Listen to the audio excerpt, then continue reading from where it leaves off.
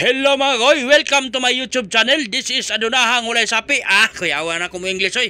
Another trail na po ni mga goy, no? Kakaibang trail po ito na experience natin mga goy. Napakasaya ko po ngayong araw ngayon mga goy, no? Kasi unexpected po ito na dito tayo mapunta mga goy, no? Ang swerte natin ngayon. So samahan nyo akong ikot-ikutin natin ang buong area na to. Kakaibang trail ito mga goy.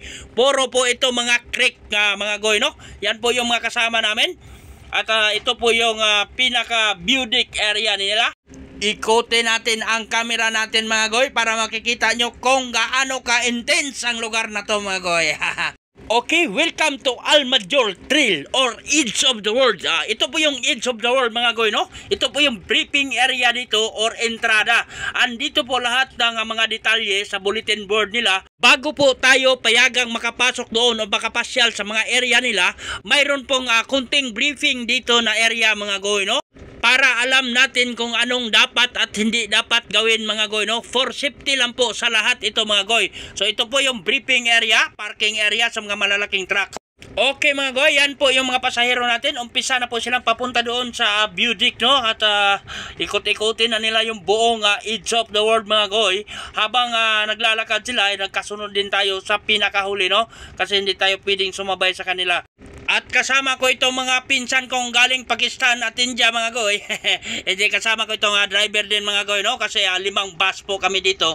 Kami po yung mga sinasakyan ng mga estudyante, mga pasahero natin mga goy.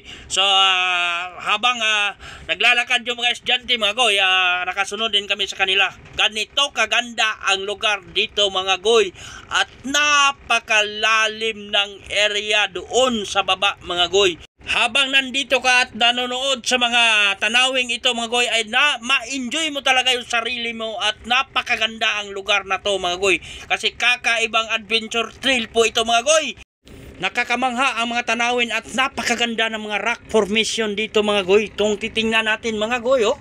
Ang ganda talaga ng kalikasan, no? Kahit nasa deserto, may magandang mga tanawin at nagpapasaya sa ating mga paningin mga goy. Kaya mga goy, lagi po tayo magpasalamat sa Panginoon dahil binigyan tayo ng pagkakataong mabuhay dito sa mundo. Yan na po yung mga estudyante natin mga goy.